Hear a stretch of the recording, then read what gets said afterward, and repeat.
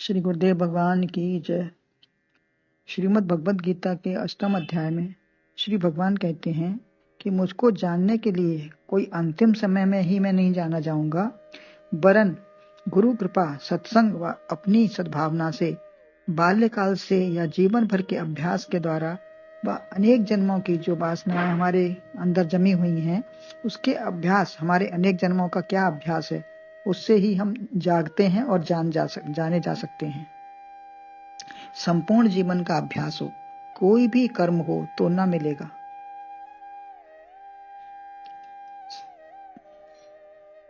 कोई भी कर्म हो, एक एक सामान भौतिक कैसे इकट्ठा करके हम उपयोग करके प्रसन्न होते हैं। हम संसार में भी एक एक सामान इकट्ठा करते हैं, उसका उपयोग करते हैं, देखते हैं, प्रसन्नता होती है।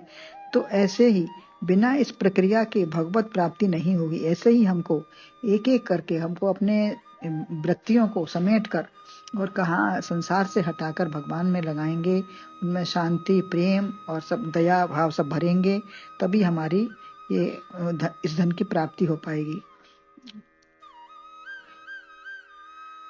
जैसे संसार में नहीं कोई चीज हमने संसार में इकट्ठी की और संसार में कमाया नहीं, पकाया नहीं, तो खाएंगे क्या। अतः प्रेम, स्नेह या नम्रता नहीं है तो अकड़बाजी से तो एक पैसा भी कोई भिखारी को भी नहीं देगा। नम्रता से ही संसार की वस्तुएं या पेट भर की रोटी मिलेगी। अतः नम्रीभूत हो, उत्कट अभिलाषा, लगन, जिज्ञासा व प्रेम भक्ति होगी, तभी मिलन होगा। तब सूर्य के उदय की भांति कल्याण होगा, दुख दर्द निकल जाएगा। जैसे सूर्य उदय होता है तो सारा अंधेरा अपने आप मिट जाता है, ऐसे ही हमारा अज्ञान अंधेरा मिट जाएगा और सारा दुख दर्द निकल जाएगा, जो भक्ति व प्रेम से ही प्राप्त होगा। भक्ति मार्ग से ऐसे मिलेंगे जो कभी बिछुड़ेंगे ही नहीं। किंतु यदि अनेक सुखों की इच्छा व कामना है तो भक्ति व इच्छा साथ साथ चलेंगी। उस समय थोड़ा भक्ति भी चलेगी, थोड़ा इच्छाएं भी चलेंगी, कामनाएं भी लगी रहेंगी। इससे पता नहीं अंतिम समय में कौन सी चीज सामने आ जाए। जब दोनों तरफ नाव है तो पता नहीं किस समय हमारा किस में विचार चला जाए, संसार या भगवान। इससे मोक्ष या धूम्र कृष्ण मार्ग ही मिल सकते, कोई भी मार्ग मिल सकता है। पता नहीं कि मोक्ष मिलेगा या कृष्ण धूम्र मार्ग मिलेगा, क्योंकि दोनों तरफ हमारा विचार है। तब व्यथित होकर देवलोक, चंद्रलोक आदि की प्राप्ति होगी। पुण्य समाप्ति पर फिर संसार मिलेगा। जब पुण्य हमारा समाप्त हो जाएगा तो फिर हमें संसार में आना पड़ेगा।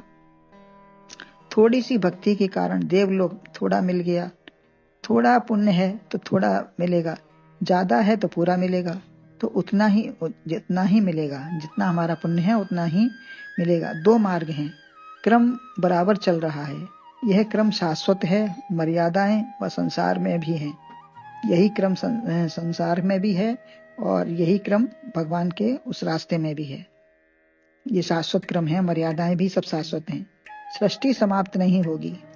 ज्ञान से बाद हो सकता है, केवल हमारे जब ज्ञान हमको उत्पन्न प्राप्त हो जाता है तो उससे हमको ये बात हो जाता है कि ये सब सत्य नहीं है, असत्य है। आपका कल्याण ज्ञान से होगा, परंतु जीवन मरण संसार हर श्रेणी का स्थिति, पैदा, लय व आवागमन चलता रहेगा।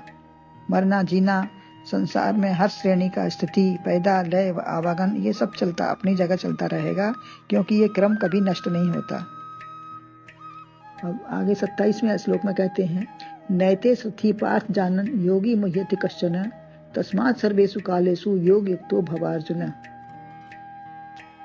ये मार्ग दोनों जान योगी मोह में पड़ता नहीं, इस हेतु अर्जुन योग युद्ध सब काल में हो सब कहीं। अन्वय है, पार्थ एते श्रुति जानन कश्चन योगी न मुह्यति तस्मात् अर्जुन सर्वेषु कालेषु योग युक्तः भव।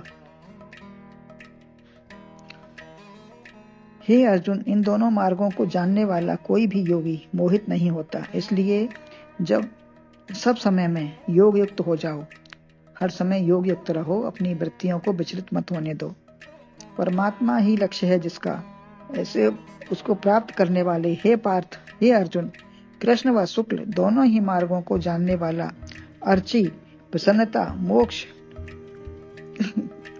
कृष्ण व दूसरा कष्ट व आवागमन अथवा अंधकार का मार्ग है। एक मोक्ष का प्रकाश युक्त है और दूसरा कष्ट व आवागमन का, ये अंधकार का मार्ग है। ये प्राप्त करने को यहाँ नहीं कहा, वरन इसको जान लो केवल। जैसे जाना कि आगे कुआं है, यदि हमको जान पड़ा कि आगे चलने के रास्ते में कुआं है, तो कहने बताने की आवश्यकता नहीं है कि देखकर या संभल कर चलो, स्वतः ही बचकर जाओगे, गिरोगे नहीं। अतः जान लोगे तो धूम्र या टेढ़े मेढ़े रास्ते मार्ग से नहीं जाओगे। कहीं का भी रास्ता मालूम होने पर परेशान होना नहीं चाहोगे। बेमालूम रास्ता बेमालूम वाला भले ही आए, बेमालूम जिसको नहीं मालूम है वो भले ही चला जाए। जान लेने पर यह नहीं है कि परम धाम चलकर ही जाना पड़ेगा। जब हम जान लेंगे कि परम धाम का कोई ऐसा स्पेशल रास्ता नहीं है कि जहाँ हमको चलकर ही जाना पड़ेगा, वहाँ बिना पैरों की आवश्यकता नहीं है। नक्शे में यह धाम कहीं नहीं दिखाई देगा, कहीं नहीं मिलेगा। वह यहीं इसी समय तुम्हारे विचारों के अंदर सर्वत्र है। किंतु यदि प्रेम या जिज्ञासा नहीं है तो कभी प्राप्त नहीं कर सकते। यदि सुख पाना है तो उसे घट घट में व्याप्त इसी क्षण देखो। किसी का भी अपमान, मानो एक अंग को चंदन और माला चढ़ाई और दूसरे अंग में मार दिया। अब हमने किसी का भी एक का अपमान कर दिया तो हमारा जो भी हमारा भक्ति मार्ग है वो सब टूट जाएगा, बिखर जाएगा। एक अंग को हमने अपने शरीर के ही एक अंग को हमने किसी माला चढ़ा दी, उसकी पूजा कर ली और दूसरे अंग को मार दिया, ऐसा भाव हो गया। कोई मारे तो भी जानो ये सज्जन है। यदि कोई हमें मारने का प्रयास करता है तो भी ये सज्जन है या दुर्जन है, तुम्हारे सुधार के लिए ही मार रहा है। गलत राह पर विचार करके सन्मार्ग पर चलो। किंतु दुर्जन जो अपनी आदत छोड़ता ही नहीं तो उसके अनुसार उसे सजा देना पाप भी नहीं है। जाके प्रिय न राम वैदेही तजियत आय कोट बैरीसम यद्यपि परम स्नेही। तुलसीदास जी ने मीराबाई से कहा था। दुष्ट को पकड़ने मारने पर इनाम भी है। जनता का द्वेषी है, उसी में भलाई है, क्योंकि वह जनता की दोषी है तो उसको मारने पकड़ने में भी भलाई है। कुछ अपराध देखो तो सही भी है, क्षमा भी करो। सीमा योग्य देखो, जितना सहा जाए, जितना ठीक है उतना देखो। जैसे पुत्र या शिष्य को क्षमा करते हैं वैसे ही क्षमा करने की कोशिश करो। शिशुपाल की 100 गाली भगवान ने क्षमा करी, सही उनको। भगवान के मार्ग पर चलना यानी प्रेम में आगे बढ़ना है। मंदिर तो कहीं भी बन सकता है, यहाँ मन को मंदिर बना लो। भगवान को हर जगह देखकर सद्भावना बनाओ, तभी भगवत प्राप्ति व मोक्ष होगा। संसारी दृष्टि से या वह राग द्वेष या काम, तब वह संसारी दृष्टि से या राग द्वेष या कामना हमें मूर्छित नहीं करेगी। यदि हम संसारी दृष्टि से देखेंगे तो हमें राग द्वेष और कामनाएं आ सकती हैं, तो हमें ऐसा ना हो। अध्यात्म दृष्टि रखना है, जागृत या चैतन्य हो जाना है। अतः हे अर्जुन, सब जगह योग युक्त हो जाओ, हर जगह अपने वृत्ति से न डिगो। जीवन पर्यंत मानो प्राण चले जाएं, यह समाप्त न हो। एक बार भी अपमान किया तो 100 बार का भी मान चला जाएगा। आज हमने किसी गुरु की पूजा की और कल श्रद्धा नहीं रही, ऐसा ना हो कि हमारा भाव बिगड़ गया। तो पति पुत्र का तो दुश्मन नहीं मानते, समझते, उनको दुश्मन नहीं समझते, उनका अहित भी नहीं करते। कभी कर भी दो तो हृदय में तो प्रेम व स्नेह ही होता है। ऐसे ही गुरु संत सज्जन कोई भी संपर्की है तो उसकी एक गलती पर दुर्भावना मत लाओ। योग युक्त में भक्त, ज्ञान या समत्व योगी कोई भी बनो। योग युक्त हो जाओगे तो भक्त, ज्ञान या समत्व योगी कोई भी बन जाओ, किसी भी भाव से बनो। पूजा भाव भाव करना है। समता मन बुद्धि विचार कार्य वाणी सब सम होगी। समता से मन बुद्धि विचार कार्य वाणी सब सम होगी। समत्व योगी सबको सीधा कर लेते हैं, गलत बात को सही कर लेते हैं। विषम योगी सीधे को भी टेढ़ा कर देते हैं।